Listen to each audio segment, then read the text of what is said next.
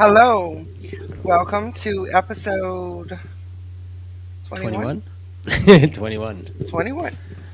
Um, Tad Tonight bit late. we Tad are a bit little late running a tonight, little guys. late. We Tonight we are apologize for going. that. My life got twisted upside down and thrown into the shredder earlier. So, yes, I ended up a little bit late and needed a little bit of a pep talk first. So, here we are, though. And we have a good one for you guys. We're going to talk tonight about. So yeah, go ahead. Go ahead. All right, we're going to talk about boundaries. Um, we kind of thought because we were, because we were so life was throwing things at us today and whatever, and some of it was related to boundaries, and we thought, it would kind of be fun to maybe go over a bit of a little thing about it, I guess. And so what we decided to do is to play one of my videos about boundaries, and then as it goes, maybe make comments, pause it, whatever. Yeah, And maybe interact if you with us guys in the can make chat. comments, that would be awesome. That would be very appreciated.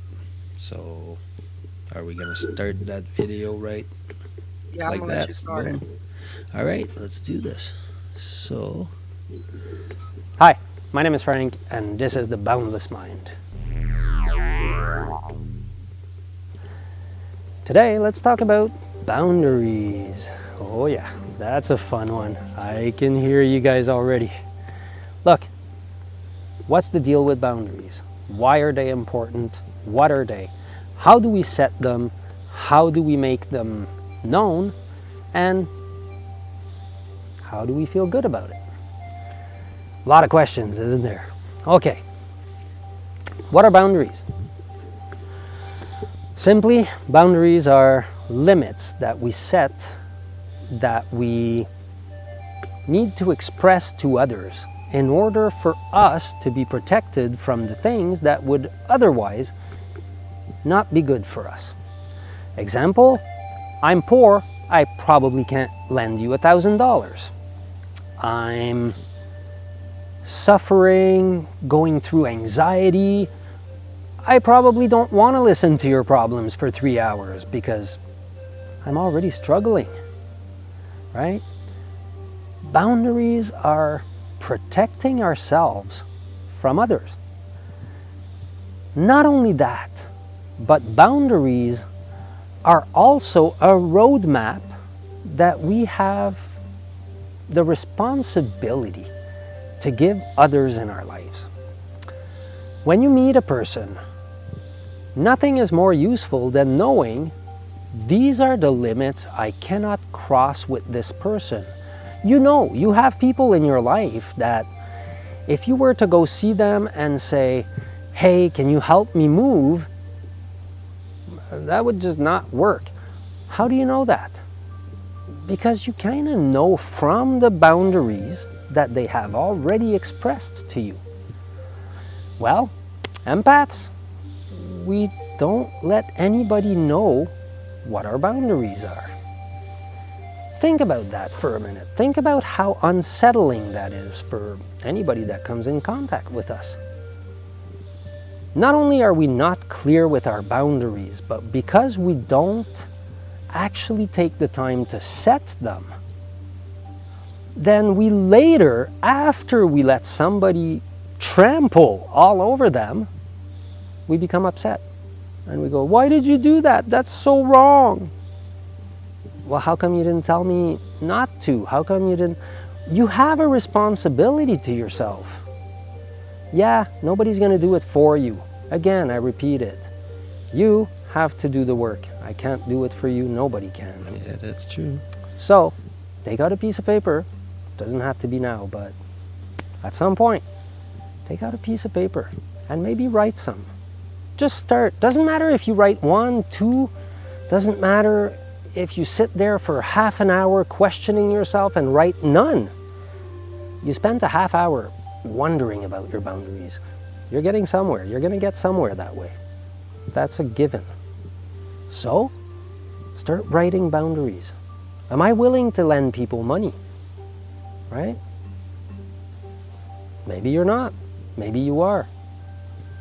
Now, this has to be done without judgment and without having everybody else's voice that has ever resonated in that little box that we call head. You need to put all that aside. They're not here right now. So if inside you feel as though, no, I don't want to loan anybody money, that's fine. But some of us will go, yeah, but that's kind of mean, you know. I mean, they need the help, and again, the focus becomes on they, them. And the ironic part is that when you put the focus on them all the time, you're letting them down because they don't know where to go. They don't know how to take you. They don't know what you are. Nobody wants that. Nobody wants to have to guess where they can and can't go. I have friends I know very well.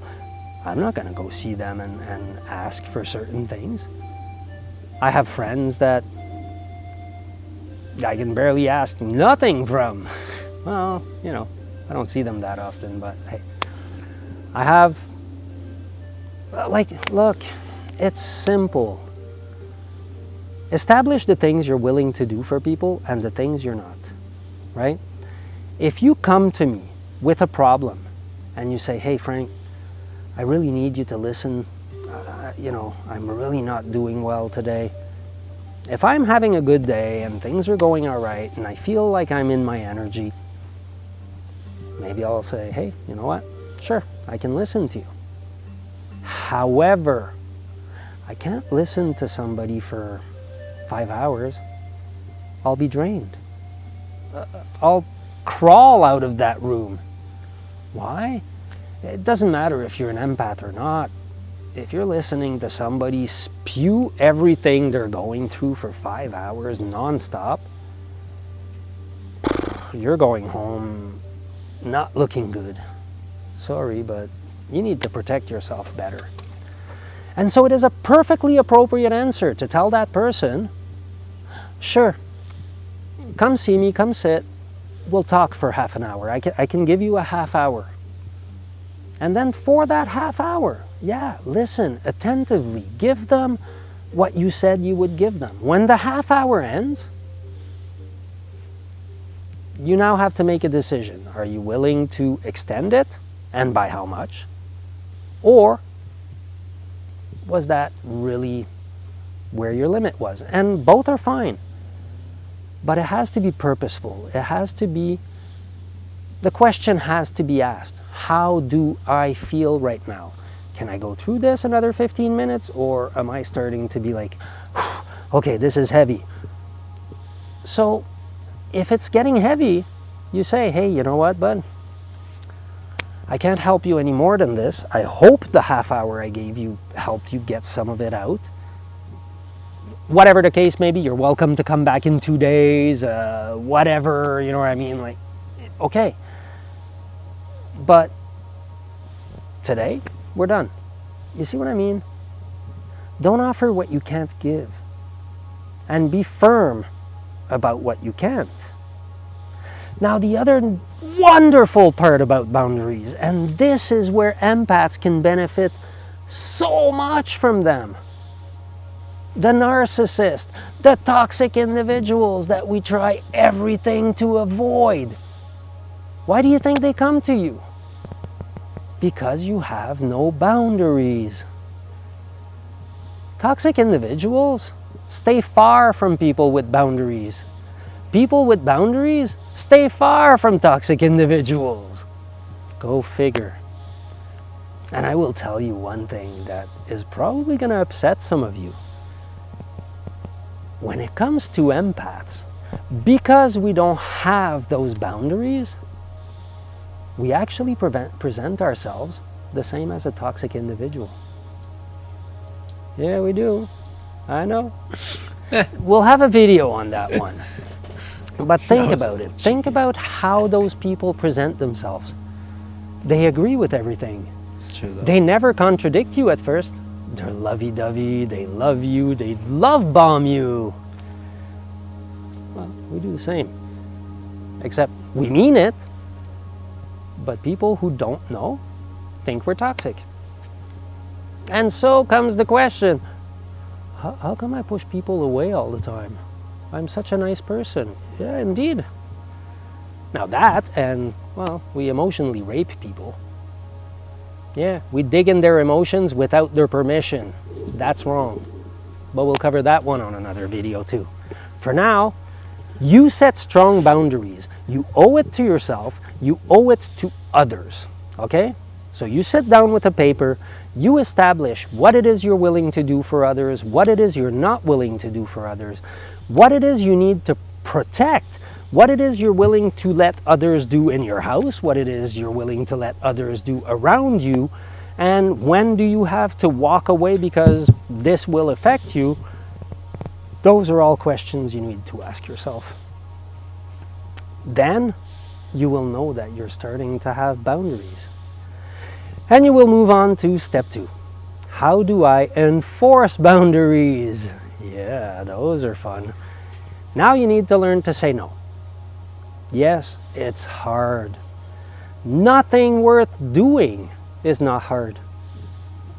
That's life. If you can't face life, guys, there's nothing I can do. Okay? Life is going to be full of suffering. Life is going to be full of challenges. It's going to be full of fears. It's going to be full of failures. You need to learn from all that in order to become successful. That is the only way, that is the only path to empowerment. But it is a wonderful path though. Once you accept that, it's really not that bad. So look, say no.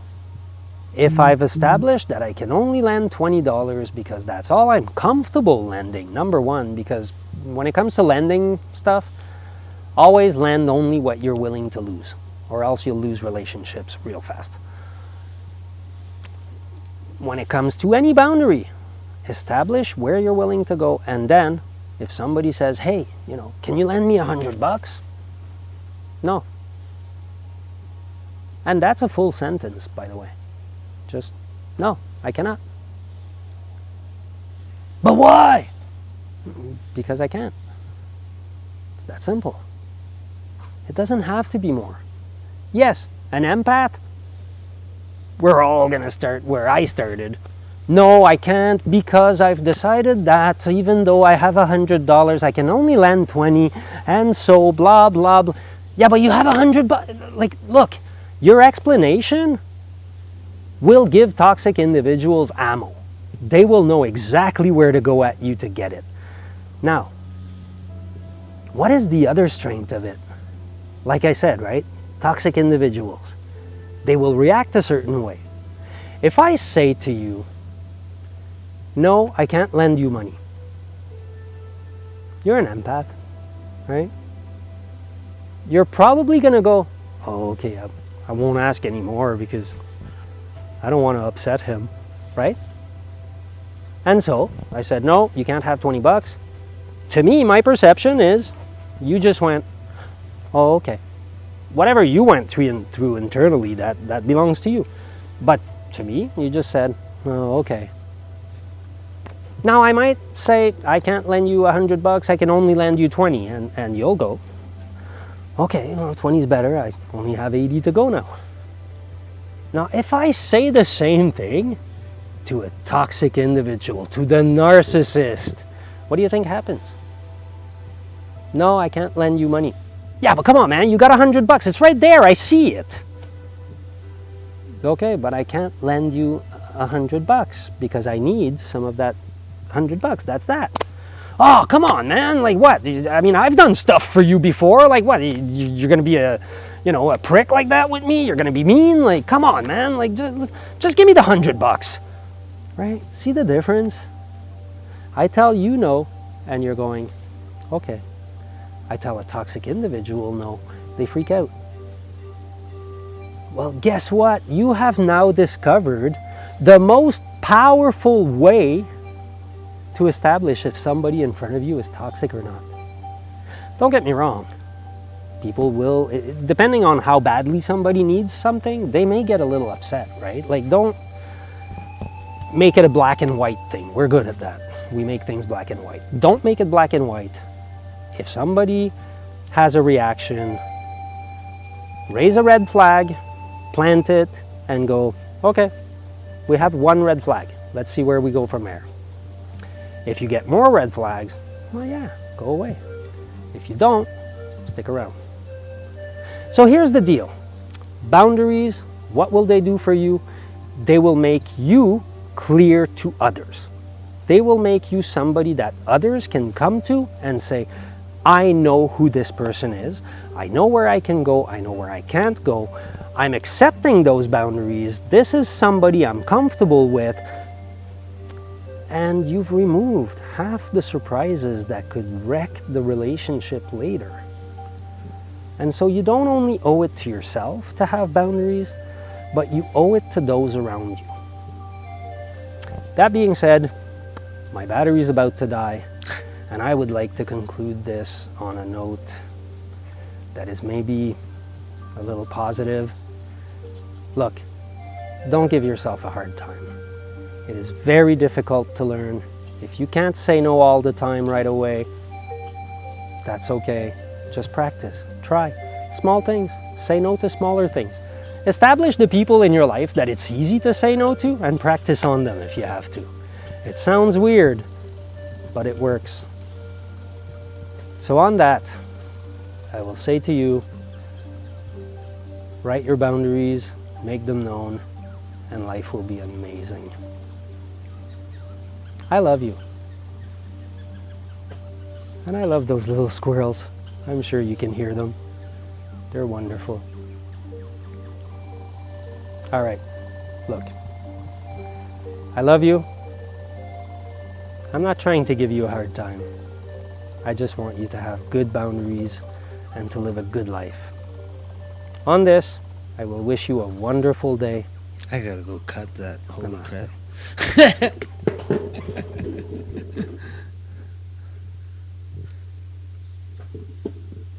Especially peanuts.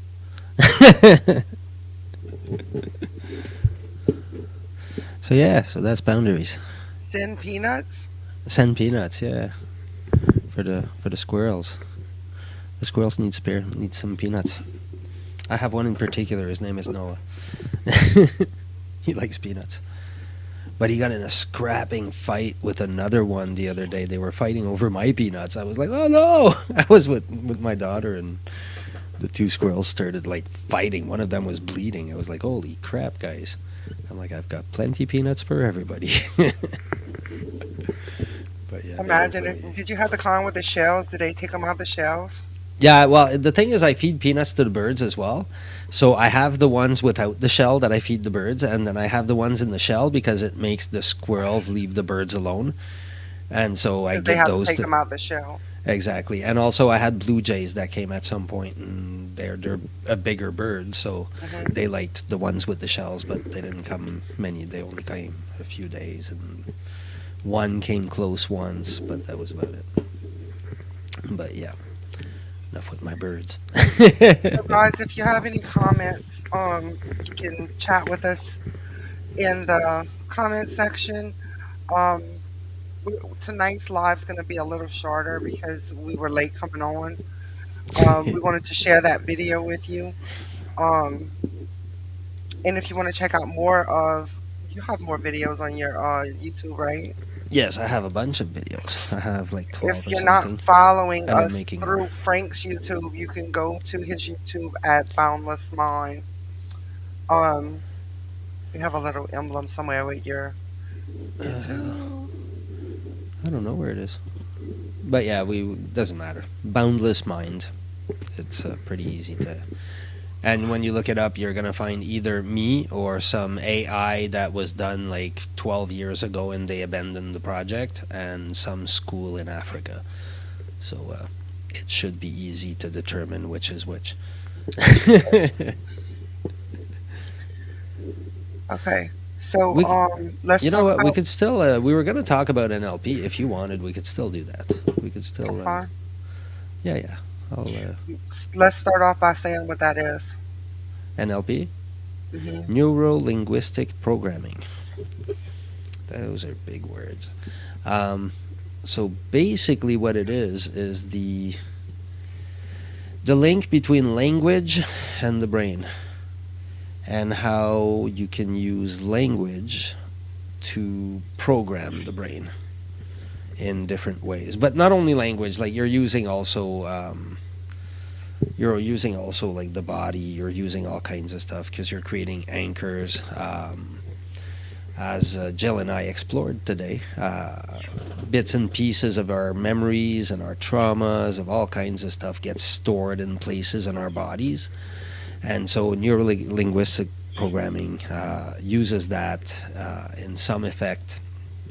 One of the things you can do is program responses, like say every time you're happy, if you played, let's say, with your nose or something, or just with your chin, um, then over time you could program for yourself that if you play with your chin, it, like, because you've always been happy every time you kind of did that move, when you make the move, now it works in reverse, and it brings happy. And so you could do it, and let's say you're at, you're feeling down, you're at a job interview or whatever's going on, you could even in the middle of the job interview go like this, and it would activate. It's not something I've done a lot, but it's something that I know works. Like I've done a little bit, and I've done it without meaning to with some things with my kids. Like it's kind of noticeable. Certain things I do with them where I'm like, oh shit, I did that by mistake. Um, Let's try to explain it a little better so that people that Fun. are not understand. Like, um, so when we were talking about it, you explained it a little different than you just did. So basically, let's say someone has something. Do you mean the anchoring? Explain it again. Yeah. Okay, the So anchoring. All right. if someone is always feeling a certain way when they're happy, like even a pinch or a tap or whatever, pull your hair. When you're happy, someone keeps doing this to you. When you're sad, if someone does this, it's gonna remind you of when it was happening to you while you were happy. There was a lot of guys that were using it actually in the dating scene at some point, like in, all those dating gurus that were around like back, like I don't know, 15 years, 20 years ago. And those guys were using it because that's what they were saying, right? They were like, you can try to use it uh, to anchor stuff the whole night with somebody or whatever. And it was like, okay, like seriously, you guys are like using this to such a crappy way. Now, the more important part I find with NLP, like this is nice. Like it talks about the anchors, and the anchor points is because your traumas, like all your deep emotions, are anchored somewhere in your body, and so you're using the same sort of thing, the same method in a way. You're anchoring things to your body. But the more important part of NLP, I find, is in the reprogramming of your brain using language, like just altering your language, or altering an idea so that it becomes a different idea. So let's say, I don't know, we're a soccer team, we're going like, oh man, we're gonna lose because whatever, we didn't bring our shirts or whatever, you know what I mean? And like everybody's getting down, right? And all of a sudden, somebody will bring up like, you know what, guys, like fuck it, let's just go without a fucking shirt.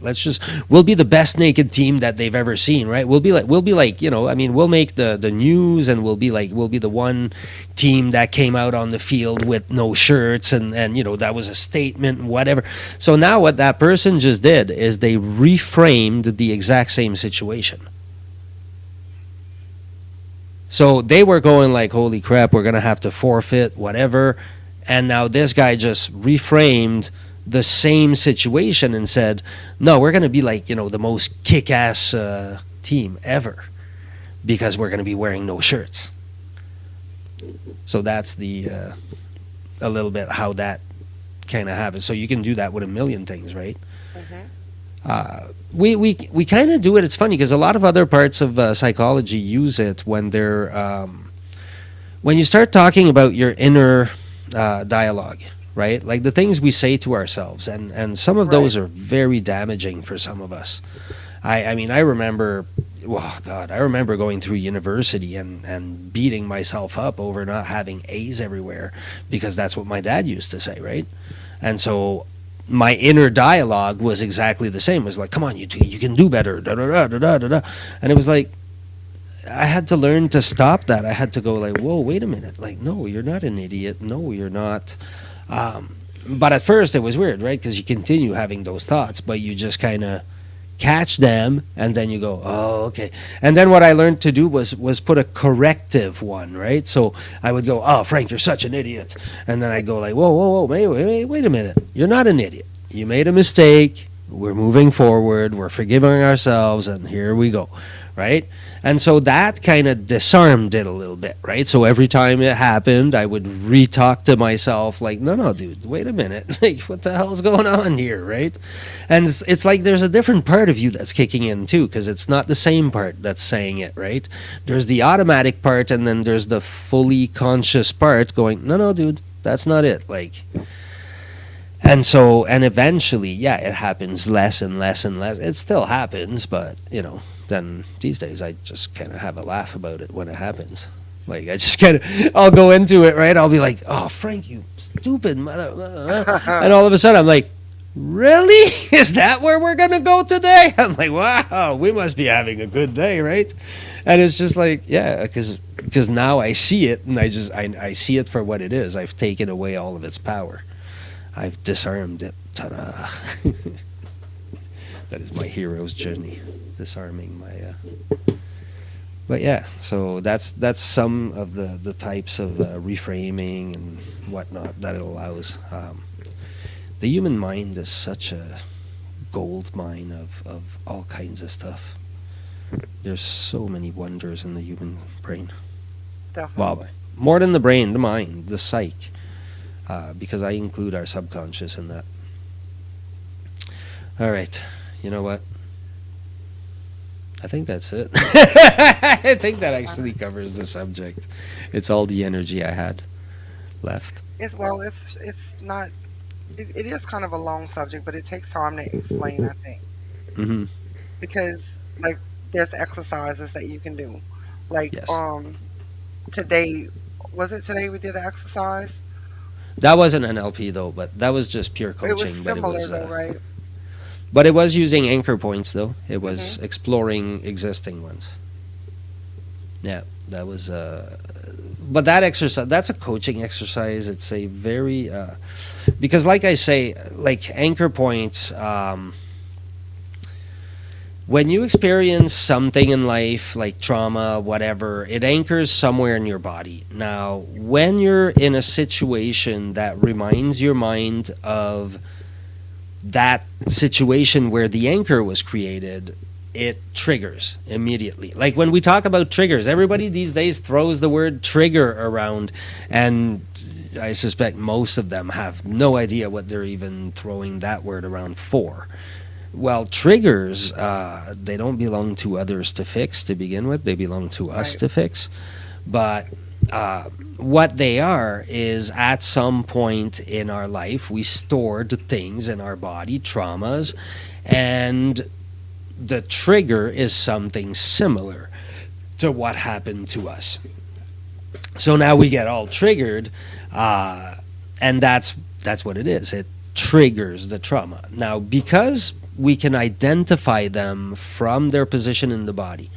When you go through something difficult, when you're having a hard time moving forward in life, and you keep on stopping at the same places or whatever, well, then we can do that exercise that I did with Jill today. And without going into too much details, you basically identify what is the, because every time you do something, like let's say, okay, we'll take an example. Somebody wants to be a public speaker. Hmm. and we're coaching whatever, and every week they're going like, oh yeah, I got to send an email to Judith. If I send an email to Judith, I'll get, like, she promised me she would get me 5 speaking contracts, whatever, so you're like, okay, great, so this week let's make that our goal, let's talk to Judith.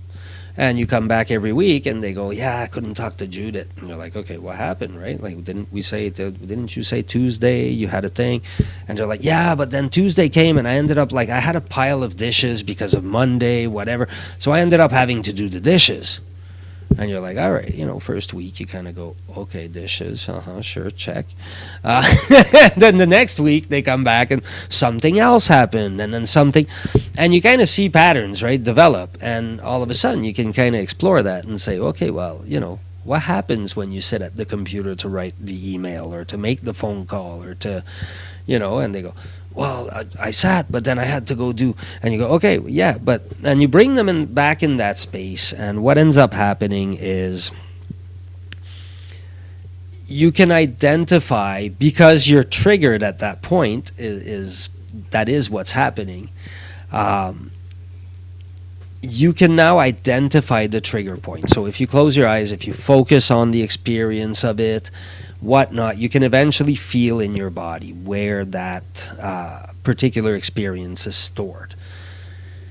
Once you're able to do that, then you're able to go back and visit when you first started experience, when you first developed the trauma. Sometimes it won't be when you first got it, but it'll be early experiences that include it or that were already triggers for it, and then over the course of a couple of sessions, whatever, you can kind of move back if need be. But at the same time, a coach's job is not to, I'm not a therapist, like I'm not here to explore your traumas beyond. I'm here to explore your traumas as they stop you from moving forward in whatever it is you're trying to accomplish. And they may, but we deal with them mostly in that basis. So that's the gist of how that thing works, I think. Did that describe it well? Yeah. So, can you give some examples of what type of? I know it's any type, but like, what would be the main type of people that may want to experience this, or like do this It's type of well, coaching? I'll tell you. Here's what I'll tell you: the kind of people that I would like to coach. Like, that's one thing. Because okay, like, anybody could experience it. Like, yes, like you just said, because people will be blocked when it comes to all kinds of things in their life, right? It'll come to, I'm looking for a new job. Every time I go to a job interview, this happens. I mean, I've helped people with dating. I've helped people with jobs. I've helped people with businesses.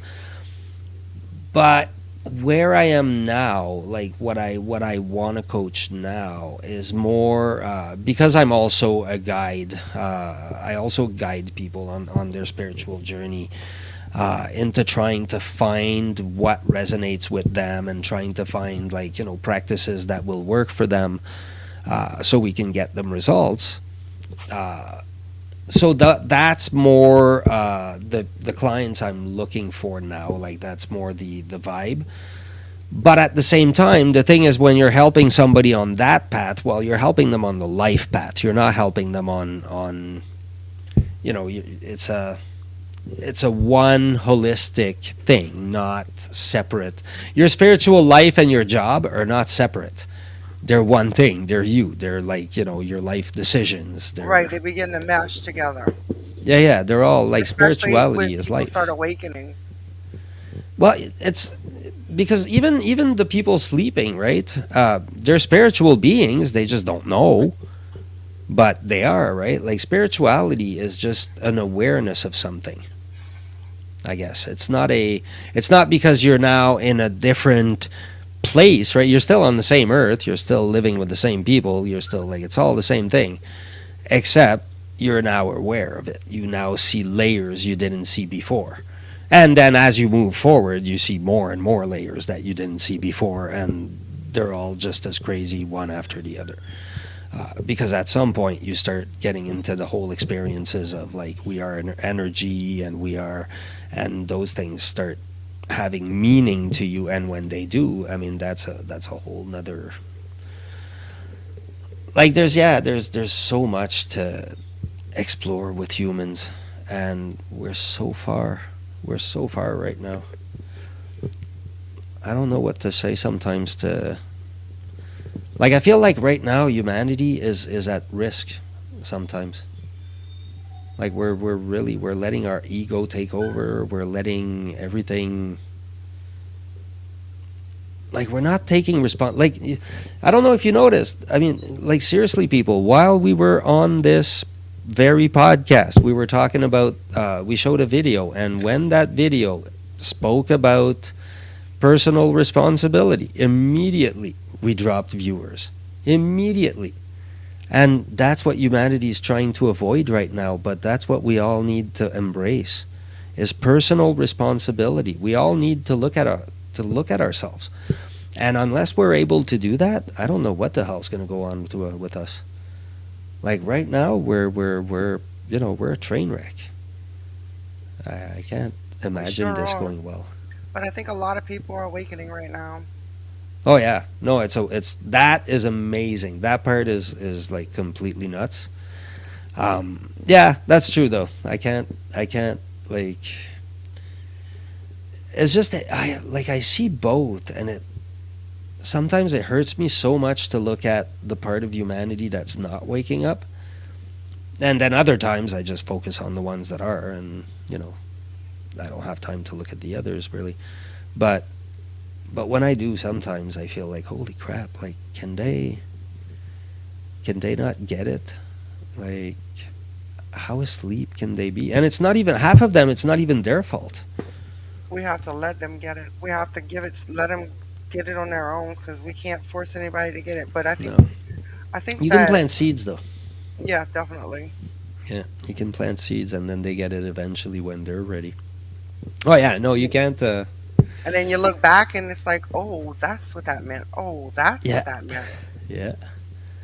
And some of it comes like mass amounts at once, right? And you're like, holy, that's what all those meant, right? And then one day you realize, holy crap, I read hundreds and hundreds of books, and they all gave me like these three techniques. And all I had to do was stop reading and do the three techniques. But most of us will not for years and years. And we will read about them repeatedly. We'll go like, oh, meditation. Yeah, that sounds weird. I don't know about that. Every book I've ever read says you should probably meditate. That's a good start. But I don't think I should. That's for others. Others should meditate. Yeah, no, I should not, even though all my books say to do it. Yeah, like seriously, how many years can we friggin' mind ourselves like that? I think for the people that are saying that meditation, like they don't want to meditate, whatever, they haven't actually tried meditating. Because when you try and you realize what it does to your life and what it does for you, you're not gonna not want to do it. It's because people have a hard time. Don't forget, they're coming with a brain that's racing. They're like, the first time you sit to meditate, right? Like, I think this is important. I think this is never addressed, and it's very important. The first time you sit to meditate, you're coming at it a nervous wreck. You've probably been like in fight or flight in your life most of your adult life at the very least. Like you're always in a situation of stress, always in a situation we can't breathe. We're going through life like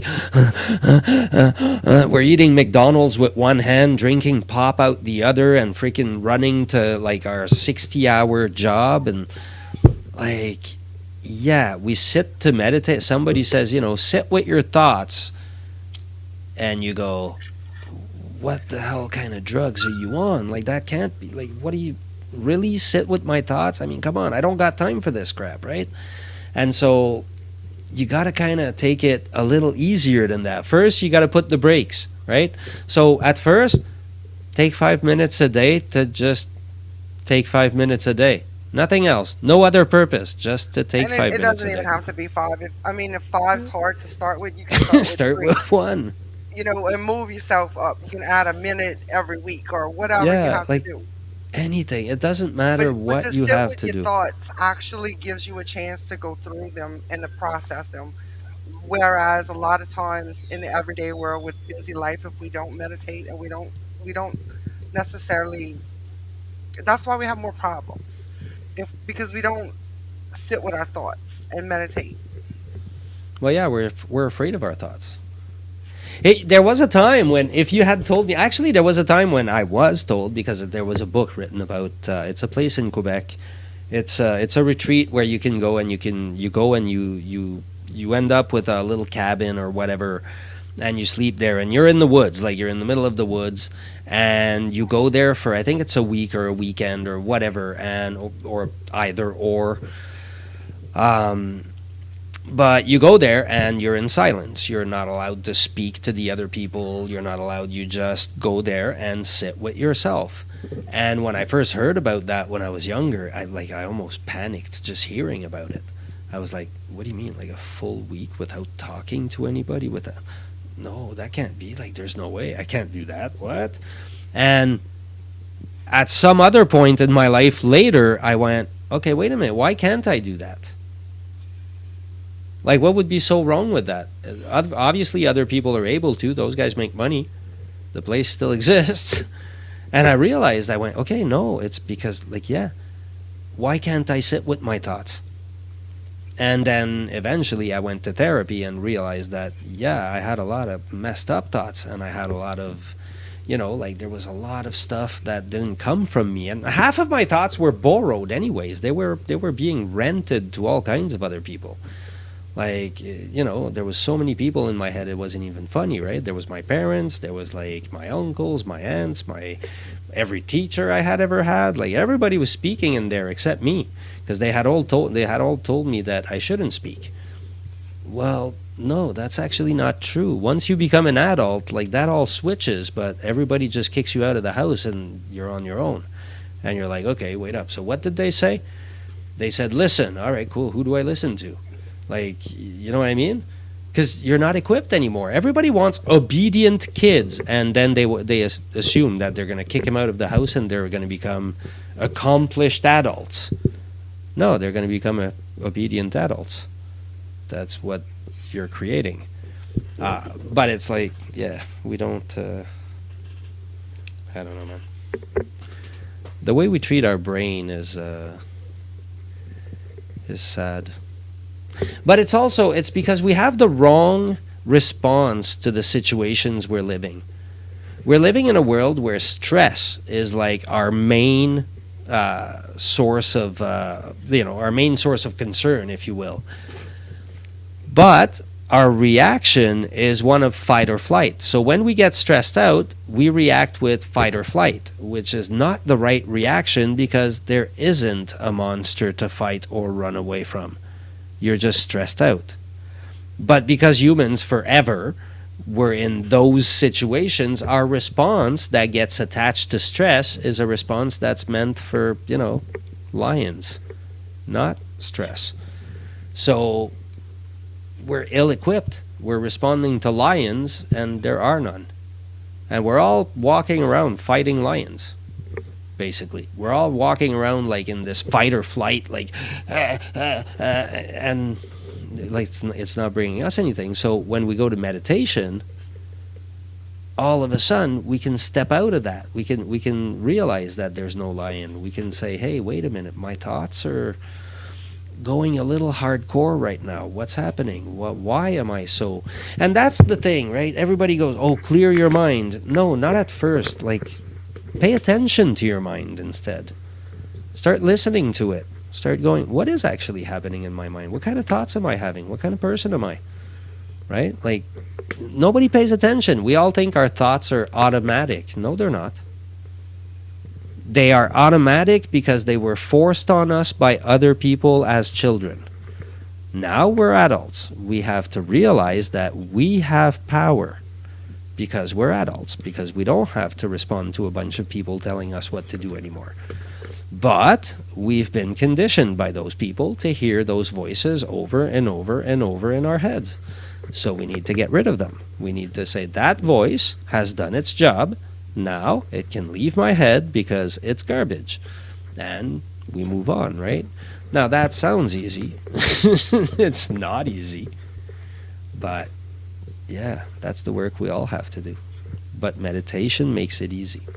Here's the deal, right? Everybody talks about you got to deal with your traumas, you got to deal with your shadow work, you got to do, and if you meditate, you will be so much better equipped at looking at your emotions or looking at your thoughts in any other exercise that you could find, whether it be going and doing therapy, whether it be anything like that of the mind. If you're meditating, it will actually help you accomplish that thing as well. And knowing your own mind will make you a powerful person. It'll make you like understand life better than 99.9% of people. Okay, that's an exaggeration, but yeah, meditate. People, meditate, meditate, meditate. It's the only thing I'll ever push on people. In my entire life, I don't push things on people. I don't care to like make your own choices. When it comes to meditation, I'm like, no, no, no, you should meditate. You really should. I can't. Nobody will ever be able to explain to you what it does, but you can try it, and then you know. So, And but about what you said about letting it leave your mind, that's an important point to point out when meditating. A lot of people try to block it out, and it's okay if you have thoughts. You're gonna have thoughts because you're trying to block out those thoughts. So when those thoughts come into your mind, you just acknowledge them. hmm yeah, you thank them for coming and then let them go. It's that letting go that's kind of like it's weird at first, but you kind of just go like the thoughts will listen. That's the weird part. Okay, that's the part I think that it brings you is that you learn that you can actually direct your thoughts because now, like you say, the thought comes in, right? All of a sudden, you're like, oh, I got to do dishes. I don't know. God, did I leave those plates, the blue plates? I think they were on top of the. Oh, crap, I'm doing it again. Shit. Okay, wait up. Okay, thanks, thought, for coming, but I don't need you right now. Right now, we're trying to meditate. Let's go back to our breathing. And then you start breathing, and then it goes, oh crap, did I leave the car in the driveway? Oh my god, the car, oh shit, the car, I forgot the car, I think I did. And then you go, oh crap, no, oh, again. And that's okay. That's how meditation starts. That's perfectly normal. That's how everybody starts. But eventually your brain starts, you start being aware of the things you think. You start, because now your thoughts are bugging you. Guess what? Usually you didn't even notice them. Now they're bugging you. How friggin' lovely. But now you go, why am I thinking of the dishes? And then that carries over to your everyday life. And you start asking, why do I think so much about the dishes? Why do I think so much about whatever it is?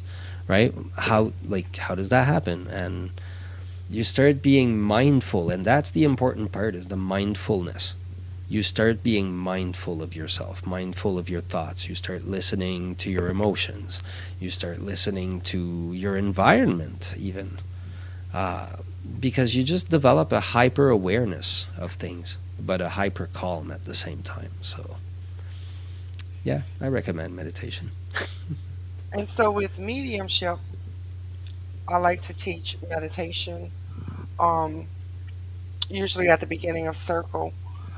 But also we do something called sitting in the power. And it's similar to meditation, but the difference between sitting in the power and meditation is meditating you're with your thoughts. You're you're trying to pay attention to your thoughts. And with sitting in the power, you're paying attention to your surroundings. Like you may hear the air condition kick off or the ice hmm box down or whatever it is in your surroundings, someone outside, a car passing on the road.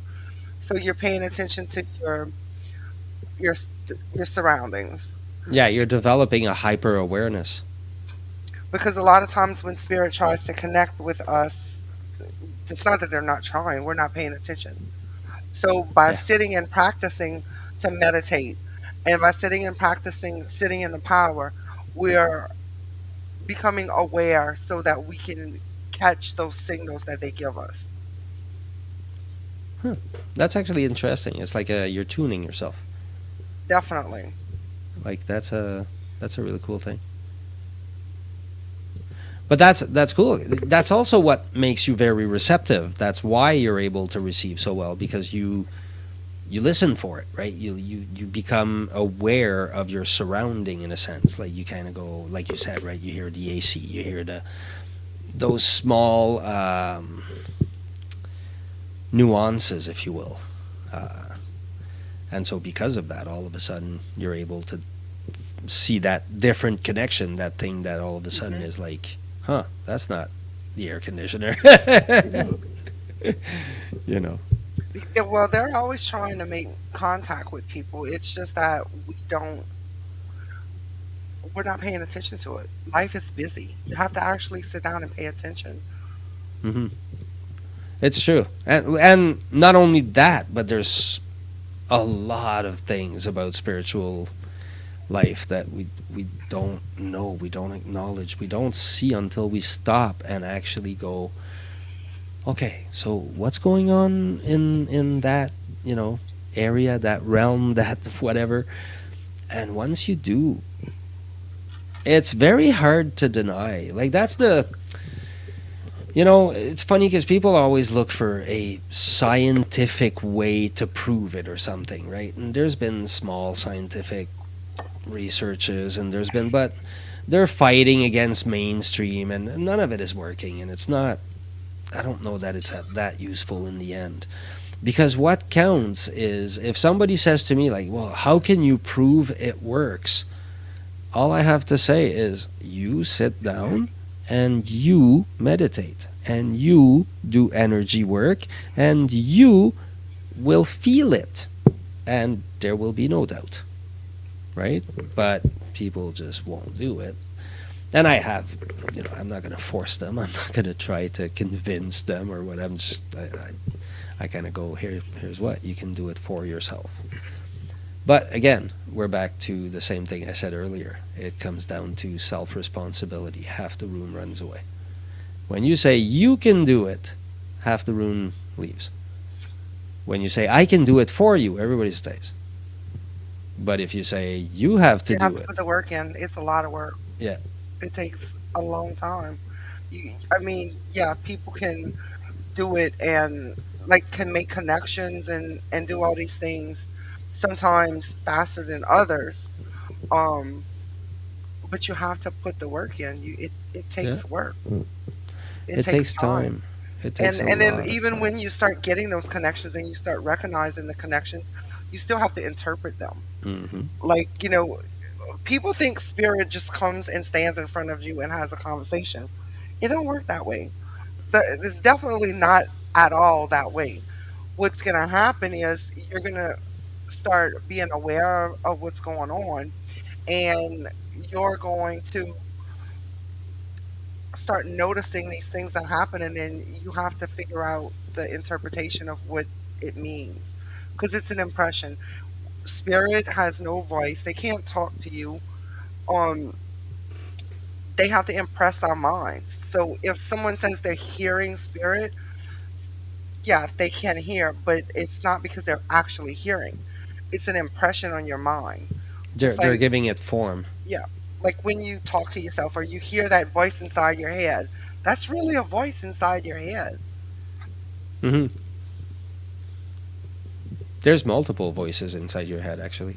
And I think that's the main thing that people don't understand about, they're like, how do you do this? How do you do that? Like it must be like so special. Yeah, it's very special, don't get me wrong. But you can do it too if you actually put your mind to it. If you really wanted to, you could.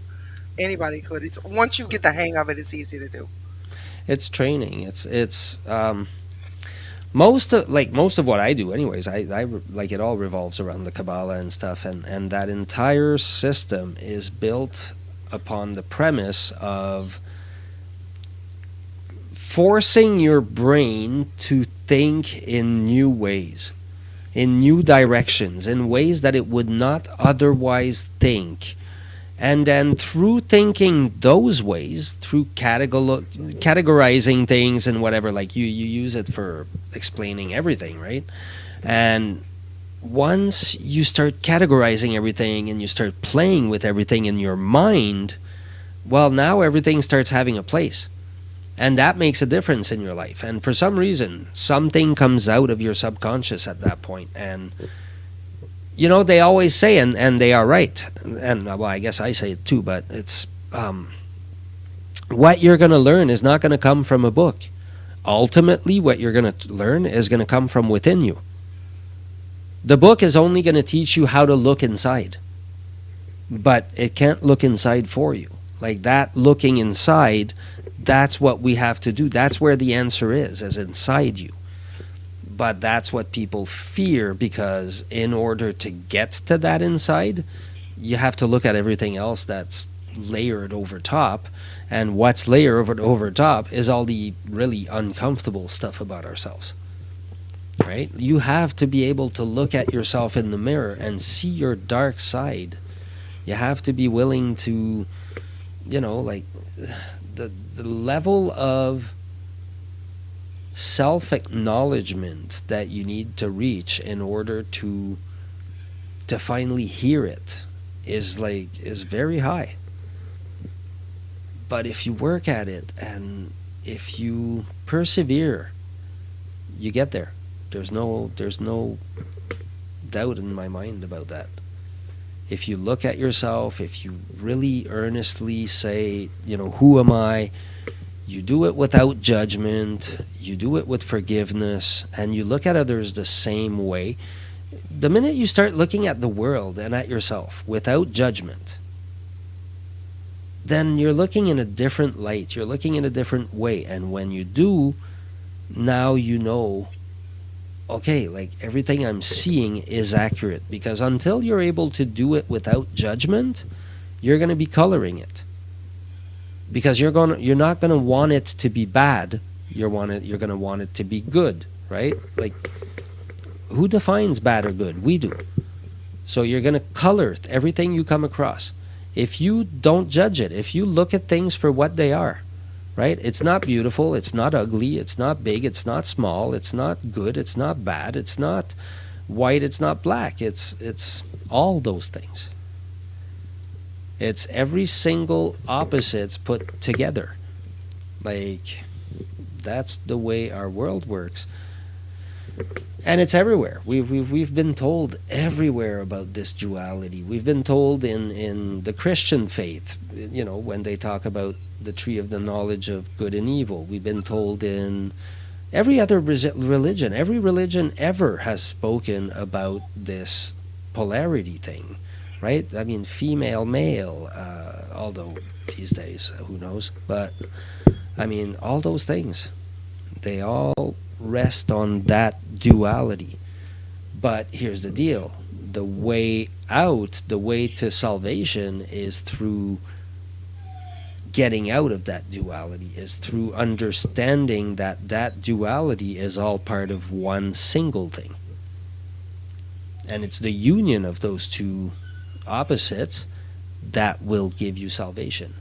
It's when you take both. It's when the to take a weird example, it's when the left and the right finally realize that they both need each other. Mm-hmm. That's when we come to something. Until then, we fight. We have duality. The minute we realize that duality, all of it, is us, then who cares? The most brutal, bring me the most, I don't know, gruesome human you can think of, and I will look at them in the light of, what do I have in common with this person? Because guess what? We're both humans. We have the same capabilities. And so I'll be like, okay, what about this person? Why am I not this guy? And could I be this guy? What makes it that I'm not this guy? Right? Let's say I meet a serial killer. What makes it that I'm not a serial killer? What happened to this guy? And then you find out that he was born exactly the same as you and I. Except he was raised different. He was put in a different set of circumstances. Well, if you went back in time, you grabbed me as a baby and you shoved me in his house, would I end up at the exact same place? And so, does that not mean that somewhere inside me, that guy exists? And it exists in all of us. And we have to be aware of it and we have to accept it. And we have to say, wow, everything we're seeing about humans right now, that's all us. And we all have to reintegrate those parts of ourselves and realize that we're all messed up. Like, humans are a messed up bunch, but that's okay. If we accept ourselves, we can be less messed up. But when we do, what's going to happen is the divide between good and evil, whatever, that divide will cease to exist because they'll be part of the same human. Yeah, I think 99.9999% of the population has some kind of trauma. It may not God, yeah. be serious trauma, but there's some type of trauma in everybody. There's something that affects everybody. Yeah, but hitting your toe on the side of a table is a trauma. Hmm. Like, I mean, that's, a very basic one. But yeah, Right. we It's all not have going to traumas. last forever, but in the moment, it is a trauma. A trauma is not a. People always think like a trauma has to be, I was getting beat up as a child, right? A trauma can be your girlfriend left you.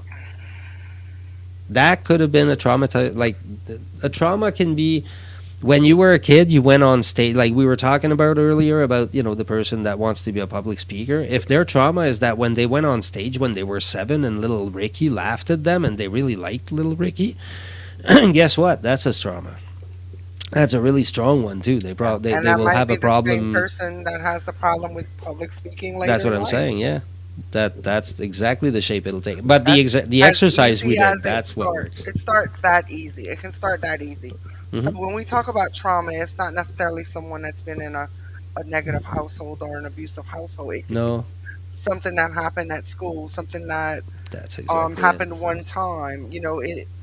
Everybody's different, so we can't judge one trauma to be worse than the other. Although from the outside there are some that are worse, but in someone's mind, if that trauma is that bad that they can't actually go on to do something in their life like public speaking, or maybe it could be anything. It could be working with people, or a phobia of just being in a crowd, going to a store, you know affect your whole life.